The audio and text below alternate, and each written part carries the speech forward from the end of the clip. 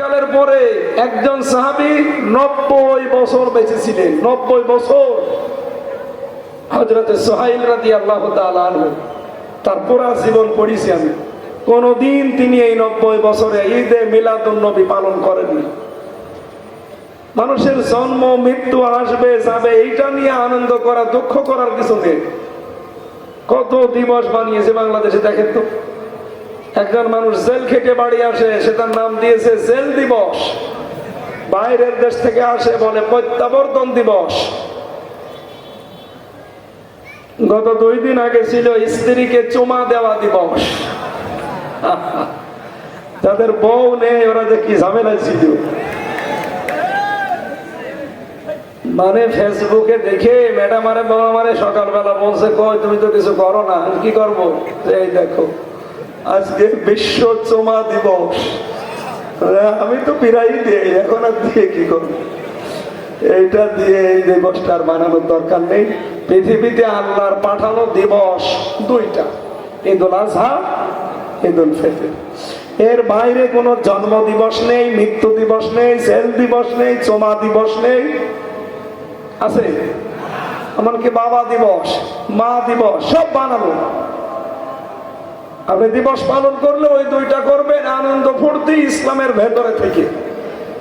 কিন্তু আপনারা যেটা এই রাজবাড়ী আর চট্টগ্রামের লোকেরা বানিয়েছেন আবেগ নিয়ে, এটা আগামী থেকে বন্ধ হয়ে যাবে। এই দেশে কোনো দিবস পালন চলবে না আল্লাহর এই 2টা দিবস বাদ দিয়ে। আল ইয়াউমা আকমালতু লাকুম দীনাকুম ওয়া আতমামতু আলাইকুম নি'মাতি ওয়া রাদিতু লাকুমুল ইসলাম দীনা।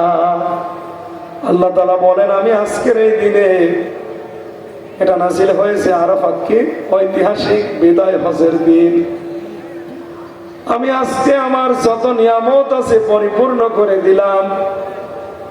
আমি আজকে থেকে জীবন ব্যবস্থা হিসাবে রাজি এবং খুশি হয়ে গেলাম ইসলামের উপরে। সুতরাং ইসলামে যা আছে আপনি নতুন করে কিছু যোগ করতে পারবেন না। আবার আল্লাহ যা দিয়েছে কেটে সেটে বাদও দিতে পারবেন না। তাহলে আপনি আল্লাহর চাইতে বেশি বুঝবেন। আশা করছি এই কাজে আগামী থেকে কেউ যেন সরাসরি যুক্ত না হয়। আল্লাহ যা দিয়েছে ওইটাই আমরা সন্তুষ্ট কিনা বলেন তো? আরো জোরে বলেন। 5 ওয়াক্ত নামাজ আল্লাহ দিয়েছেন, আপনি দয়া করে 7 ওয়াক্ত বানাতে যাবেন না। এখন যদি বলেন না সেজদা দিলেই তো সওয়াব হয়, কিন্তু বিধানটা কার? নামাজ পড়া যেমন ইবাদত, নামাজ না পড়াও ইবাদত। বেনামাজি যারা আছে তারা তো খুশি যে কাজ হচ্ছে, নামাজ তো পড়ি না। এটা যদি ইবাদত হয়ে থাকে তাহলে তো ছাতা আমরা ভালো আছি। বলেন তো নামাজ পড়া ইবাদত, নামাজ না পড়া ইবাদত, এই কথার সাথে আপনারা একমত কিনা? বলেন বলেন। ইন্নাস সালাতা কানাত আলাল মুমিনিনা কিতাবাম মাওকুতা। অবশ্যই আমার মুমিন বান্দা বান্দীদের উপরে 5 ওয়াক্ত নামাজকে নির্ধারিত সময়ে লিখে সই স্বাক্ষর করে দলিল করে দিয়েছি। সুতরাং নামাজ যখন তখন পড়া ফরজ না, নামাজ নির্ধারিত সময়ে পড়া। বলেন বলেন। সিস্টেম অপর পৃষ্ঠায় দেখুন, 3টা সময় নামাজ পড়া শুধু সওয়াব না, হারাম। যখন সূর্য ওঠে, যখন সূর্য মাথার উপরে থাকে, আর যখন সূর্য ডুবে যায়, এই 3টা সময় নামাজ না পড়াই ইবাদত। এই কথা বলেন না কেন?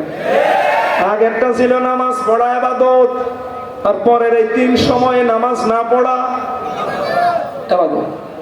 এই 3 সময়ে যদি কেউ নামাজ পড়ে তার ঈমান থাকবে। আপনি হারাম কাজ জেনে শুনে করবেন কেন? এমনিতেই কেউ যদি মদ খায় আর কবিরা গুনাহ হবে, কিন্তু জানা শোনার পরে কেউ যদি ডাক নিয়ে অহংকার করে বলে খাবো, তাতে তোর বাবার কি? ওর ঈমান শেষ। কি কথা বলেন না কেন? নামাজ আপনি পড়েন না, আপনার গুনাহ হবে, ঠিক আছে, কিন্তু জানা শোনার পরেও যদি এই হারাম সময়, এই 3 সময় কেউ জোর করে নামাজ পড়ে, আমি পড়বো তুই ঠেকা, আপনার নামাজ তো হবেই না, আপনার ঈমানও শেষ। এই জন্য নামাজ পড়া ইবাদত, নামাজ না পড়াও বলেন না কেন?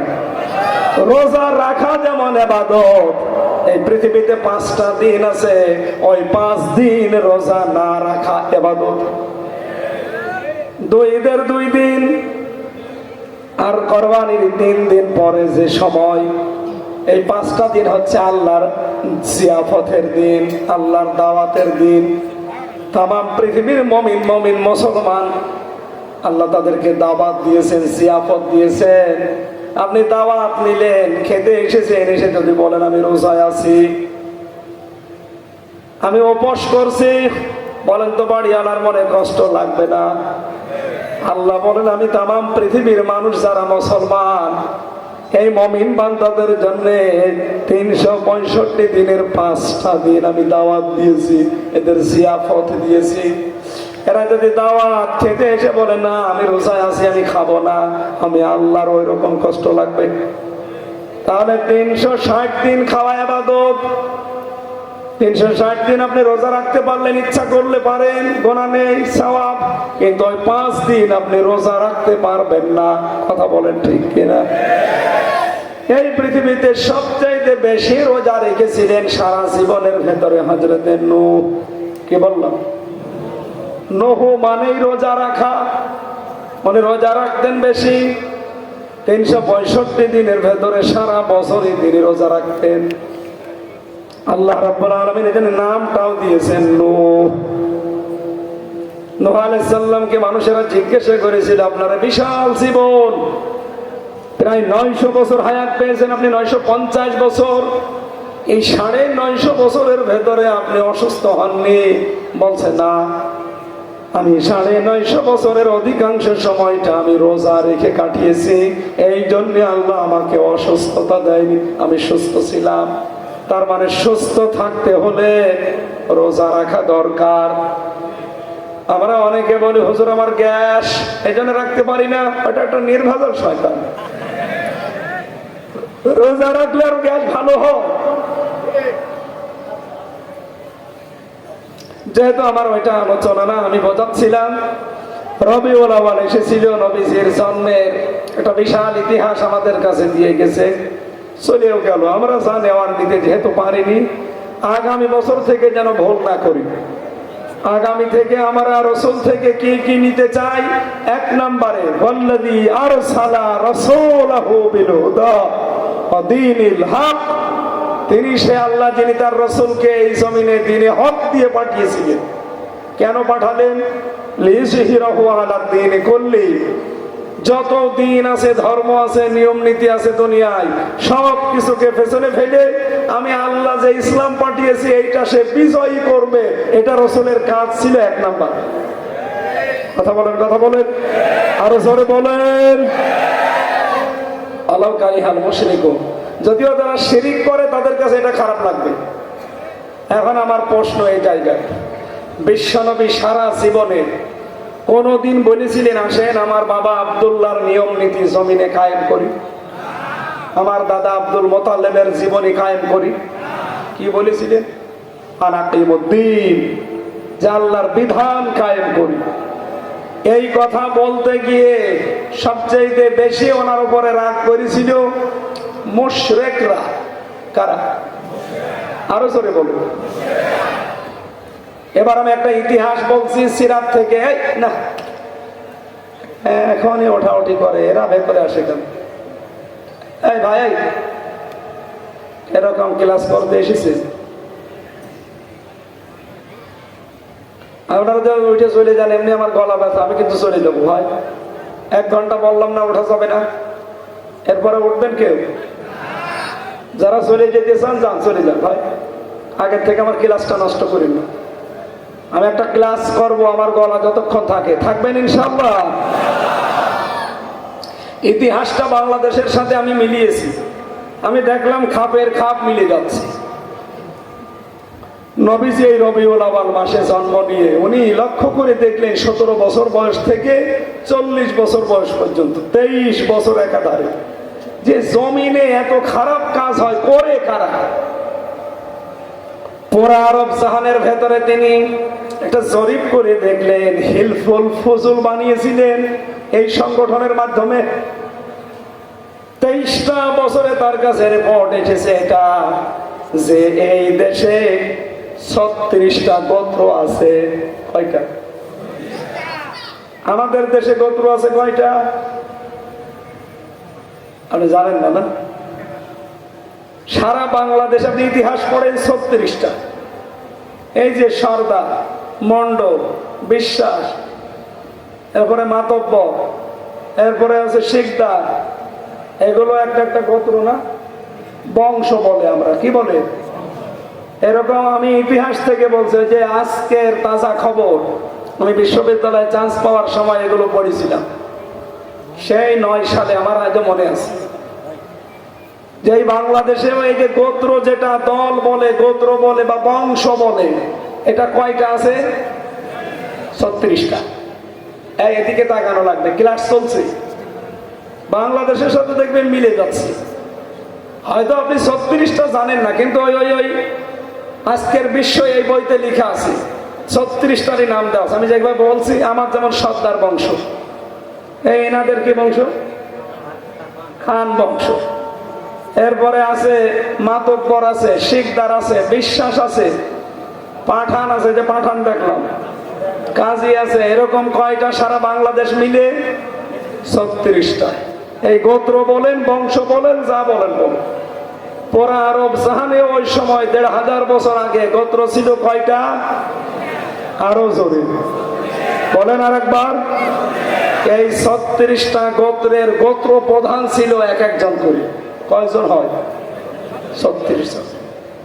ওই আরব জাহানে ওই সময় 3টা জাতি ছিল প্রতিষ্ঠিত জাতি।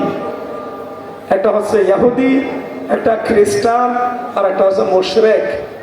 আর একটা জাতি ছিল একেবারে নিভুক, হানিফ। আমাদের কুষ্টিয়ার হানিফ না, হানিফ একটা গোত্র বা বংশের নাম। কথা বুঝতেছেন নাকি বলেন? তাহলে কয়টা বংশ ছিল ওই সময়? 36টা। প্রত্যেক বংশে এক একজন লিডার ছিল, সর্দার ছিল, নেতা ছিল, গোত্রপতি, দলপতি, যাই বলে। আর জাতীয় নেতা ছিল 3 জন। 3টা জাতি যেহেতু প্রতিষ্ঠিত জাতি, এই জাতির ভেতরে 3টা নেতা ছিল জাতীয় ফিগার, ন্যাশনাল ফিগার। 1 নম্বরে ছিল ইহুদিদের জাতীয় নেতা মারহাব। খ্রিস্টানদের জাতীয় নেতা ছিল মুখাইরে। মুশরিকদের জাতীয় নেতা ছিল আবু সাহাল। 3 জন জাতীয় নেত্রী ছিল। পুরা আরব জাহানে মহিলারাও নেতৃত্ব দিত, অনেক নেত্রী ছিল, কিন্তু 3 জন ছিল ন্যাশনাল ফিগার। একজন হচ্ছে আবু জাহালের স্ত্রী নাকেরা, ও জাতীয় নেত্রী ছিল। 2 নম্বরে আবু লাহাবের স্ত্রী উম্মে জাবিল। 3 নম্বরে আবু সুফিয়ানের স্ত্রী হিন্দা। তাহলে 3 আর 3 6, ওদিকে 36, কত? 42। বলুন বলুন। আপনি বাংলাদেশের 56,000 বর্গ মাইল এলাকা, 64টা জেলা, 630টা থানা আছে। আপনি একটু হিসাব করে মিলিয়ে দেখেন, এই দেশটা এই 54 বছরই চালানোর ক্ষেত্রে ভূমিকা পালন করেছে এই 42 জন। বিভিন্ন এলাকায় যারা গোত্রের এলাকার নেতা, তারা 36টা পাবেন, মোটা মোটা, গাঢ় মোটা। আর জাতীয় ন্যাশনাল ফিগার যারা, এরা 3 3 6টা। আমি দেখেছি জাতীয় নেতা ছিল বঙ্গবন্ধু, জাতীয় নেতা ছিল জিয়াউর রহমান, জাতীয় নেতা ছিল এরশাদ, জাতীয় নেত্রী ছিল শেখ হাসিনা, জাতীয় নেত্রী ছিল খালেদা জিয়া, জাতীয় নেত্রী ছিল রওশন এরশাদ। 3 3 6 আর 36, কত? এই বাংলাদেশে 54 বছরে কোরআনের আইন আসতে দেয়নি এই 36 জন। এবার কোন হুজুর নিয়ে আসবেন, নিয়ে আসেন, আমি খাপের খাপ মিলিয়েছি। নবীজি দেখলেন এই 42 জনের কারণে এই দেশে শান্তি নেই। 23 বছর তিনি চেষ্টা চালিয়েছিলেন, কিন্তু পারেননি। এই নবী 40 বছর থেকে 63 বছর। এই 23 বছরে তিনি এবার একটা মশাল হাতে নিলেন, তার নাম কোরআন। এটা হেরা গুহায় এসেছিল। আমি নিজেই গুহায় 3 বার উঠলাম। আমার বাবাকে নিয়ে এবার আমি উঠেছিলাম, যেখানে সর্বপ্রথম এটা নাযিল হয়, ইকরা বিসমি রাব্বিকাল্লাযী খালাক। বিশ্বনবীর উপরে আয়াত নাযিল হয়। নবী যেটা হাতে নিয়ে আসলেন, ওখান থেকে স্ত্রীকে বললেন, আমি ভয় পেয়ে গেছি, ফেরেশতা আমার সাথে যা করেছে আমি ভয় পেয়ে গেছি, জাম্মিলুনি জাম্মিলুনি, আমাকে কম্বল দিয়ে ঢেকে দাও, আমার শরীর কাঁপতেছে। ওই দিন হযরতে খাদিজা, তিনি এখনো মুসলমান হননি, ঈমান আনেননি। এই মহিলা ডাক দিয়ে বলছে, স্বামী ভয় পাবেন না, কাল্লা আল্লাহি লা ইউখজিকাল্লাহু আবাদান, আল্লাহর কসম করে বলছি, আল্লাহ আপনাকে কোনোদিন ভয় দেখাতে পারে না। আর রাজবাড়িবাসী, আপনার স্ত্রী যদি খাদিজার মতো, এখানে খাদিজা 5টা কথা বলেছিলেন স্বামীকে ওই দিন অভয় দিতে। কোন স্বামী সম্পর্কে যদি স্ত্রী এই 5টা কথা বলতে পারে, সেই স্ত্রীর সার্টিফিকেট অনুযায়ী স্বামী যেন মনে করে সে একজন ভালো স্বামী। খাদিজা বলেছিল, আপনি ভয় পাবেন না, আল্লাহ আপনাকে কখনোই ভয় দেখাতে পারে না। আমার প্রশ্ন, খাদিজা কি মুসলমান? বলেন না কেন? ঈমান এনেছেন, অথচ এতটুকু একটা বাক্যের ভেতরে হযরতে খাদিজা আল্লাহর নাম বললেন 2 বার। আল্লাহি, আল্লাহর কসম, লা ইউখজিকাল্লাহু আবাদান, আল্লাহ আপনাকে কখনো ভয় দেখাতে পারে না।